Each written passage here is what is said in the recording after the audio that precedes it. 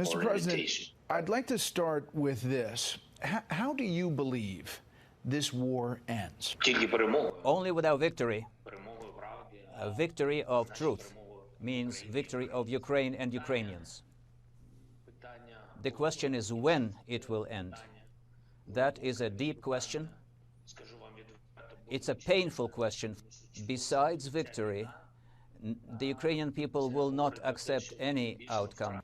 What are you willing to agree to get a peace deal? For example, are you willing to trade any amount of Ukrainian territory to achieve a peace deal with Russia?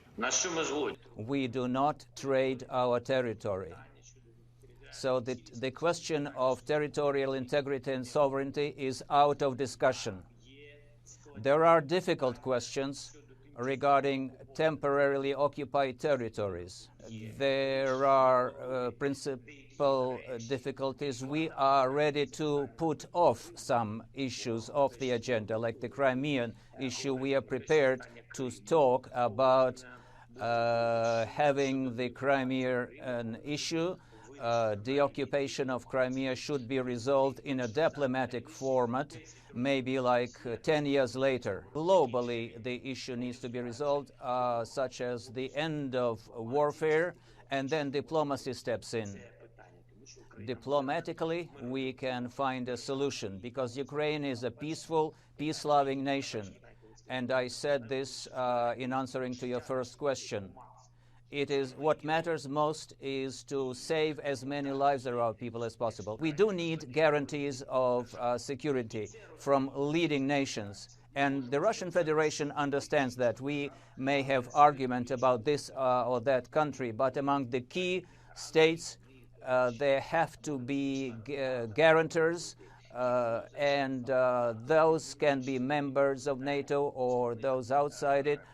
And we are talking about key players, consider key players of the world. But once again, I'm saying that we want those countries that want it join this openly. In addition to the US, Great Britain, Germany, France, Turkey, why I named this list. This is not all of them. We would like to have China join it.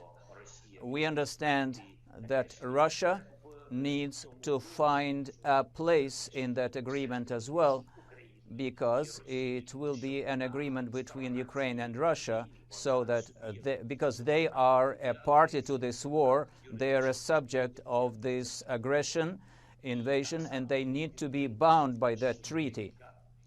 And I know that several different countries want to be a member of this alliance.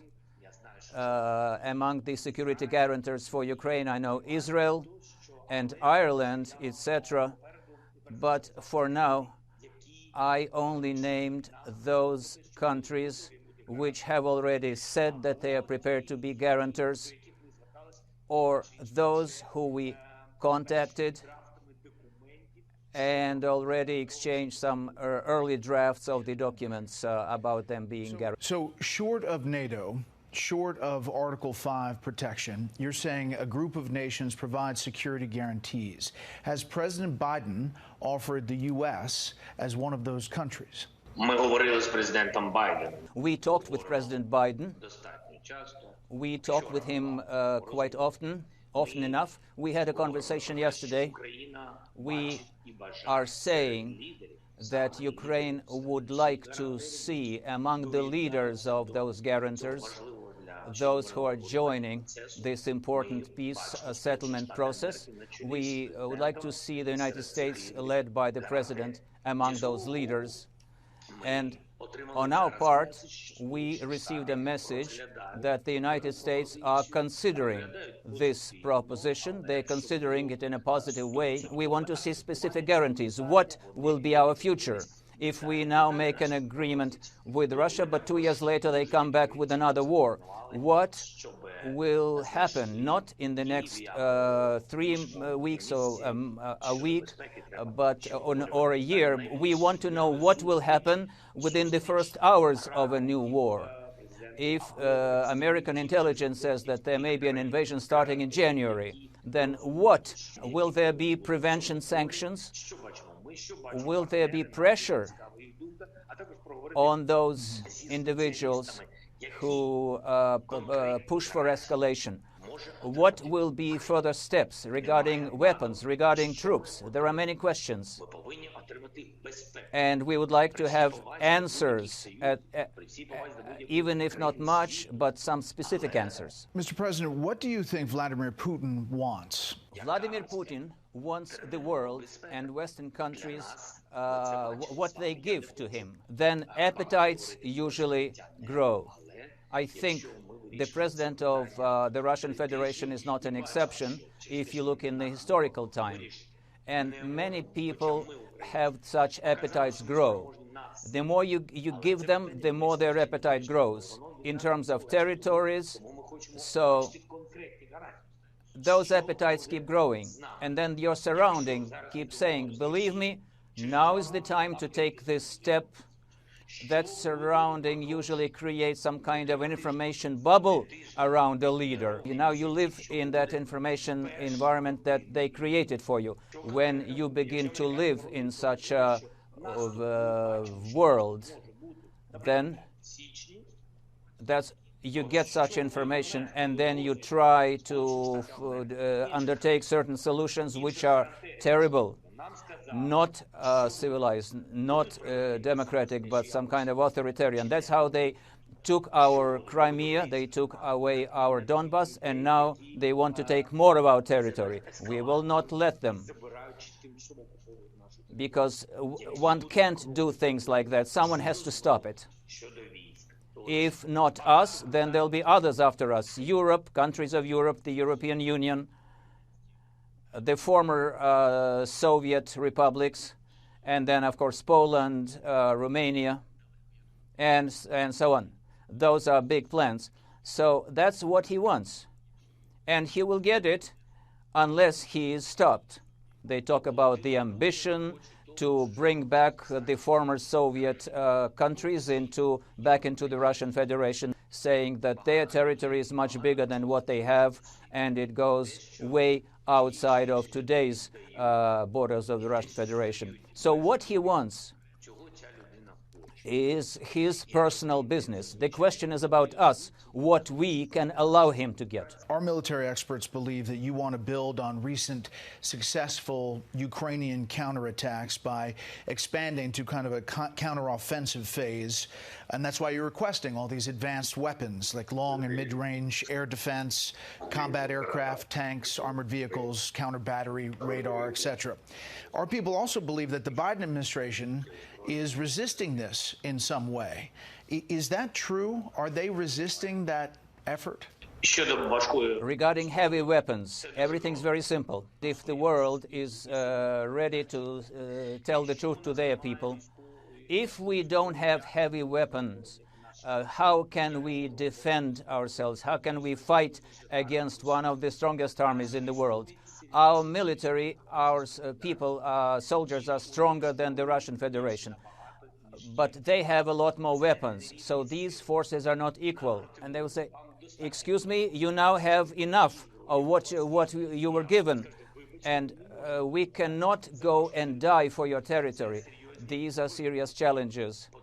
Powerful weapons are needed to Ukrainians. Heavy weapons will give us an opportunity to talk with them at the negotiation table. Do you believe that President Biden wants Ukraine to win, or that President Biden and his administration fear Putin's reaction if Russia loses? I have faith that President Biden, like any true American citizen, believes and wants the truth to win. And the truth is on the side of Ukraine. I believe that they want the values that make our nations closer to win. That's freedom, that's democracy, freedom of speech, freedom to choose your dignified life, work, who to live with, who to love, how many children to have. And I think that those values are close to every human being. We want simple peace for our nation. We don't want a million of quality bulletproof vests or some special brand helmets. Just give us missiles. Give us airplanes. You cannot give us F-18 or F-19 or whatever you have. Give us the old Soviet planes. That's all. Give them into my hands. Give me something to defend my country with, my state.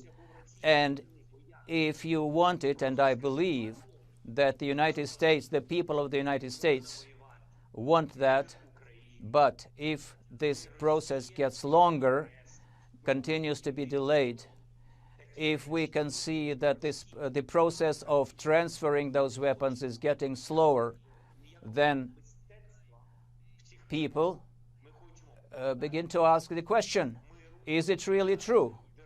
Maybe there is some game behind it. I don't want to believe that some partners of ours are playing games. I don't know if President Biden is fearing President Putin. I believe that he doesn't. I want to believe that he doesn't, because he's the leader of a big nation, a great nation. I'm holding my fist. That's our tradition. I don't know if you understand this standard. I hold my fists or cross my fingers so that this will never happen, that any president of the United States would fear Russia, because America for us was always a symbol of democracy, and I have faith that Ukraine is also now, for Ukraine, you're also a symbol of freedom. Mr. President, did you order the attack into Russian soil, the Ukrainian helicopter attack on a Russian military depot across from Kharkiv, across the border in Russia? I'm sorry. I do not discuss any of my orders as Commander-in-Chief, the leader of this state, and there are things which I only share with the military armed forces of Ukraine and when they talk with me. You need to understand that on that territory that you mentioned, you have to know they were placing their shooting systems and firing those missiles themselves. And I know in some regions this path to Mariupol, we had made a deal with the Russian Federation to open that corridor. They went, people went, but then the Russians shot at them. And they said, no, we didn't shoot, but they controlled 140 kilometers of that road. Our forces were not there, and they shot many of those convoys, and Russians were saying, we ordered not to shoot. So, in those temporarily occupied territories, there are all kinds of things happening which do not balance. The military do looting, marauding. It's not just Russian soldiers. We know that there are some Wagner group fighters, and there are Chechnya fighters, Chechnya guards, and some Syrians, all kinds of fighters there. So what's happening there? The Russians might not even know fully what happens there. What matters for us is that you and the whole world should know that we are a country at war. We were attacked. That is what matters. That is the biggest tragedy. But honestly, it's not professional to talk about it. They occupied our territory. They attacked us. It's been this war been going on for 8 years. So whatever happens in a certain situation, it's hard for me to comment. Well, Vladimir Putin's history, Mr. President, on ceasefires, for example, is that he uses them to rebuild his forces, advance tactically. He always breaks the ceasefire, at least in the past, by initiating military action. If, for example, Mariupol falls to the Russians, some observers believe that Putin may offer a ceasefire in order to stop your successful counteroffenses and then have time to rebuild his forces. Would you accept a ceasefire? Regarding an actual ceasefire, I don't think that it will be real until we have reached an agreement with the leaders. Like I said, an agreement can only be made with guarantors of our security. Yes, there may be an agreement about this or that regime for ceasefire for a day or two, for instance, to collect the wounded and the dead bodies of Ukrainian soldiers from Mariupol that's under blockade. The President of Russian Federation may use that time in order to withdraw his troops back to the east to strengthen his position there. I am sure that such a strategy is likely to be considered by President Putin's military leaders.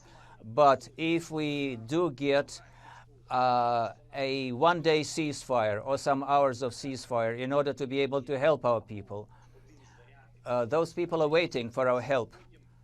We don't care about the tactics of Russian Federation. We will gladly accept such a ceasefire in order to help our people. That's number one. Number two, the strategy of taking Ukraine in 3 days or 5 days, this is already a matter of the past. Let's not forget that it failed, and we will stand defending us, and we will be the first ones among those who want to finish the war diplomatically, and we will always support it. From the beginning, we were speaking in favor of peace, but we are fighting on our territory. But everybody must know that if we are pressed in a corner on our territory, we will respond the way we can in order to save as many our lives as we can. We will answer at full strength. And what's your final message for Vladimir Putin? I wish him to watch television that is not Russian, to see what really is happening in the world.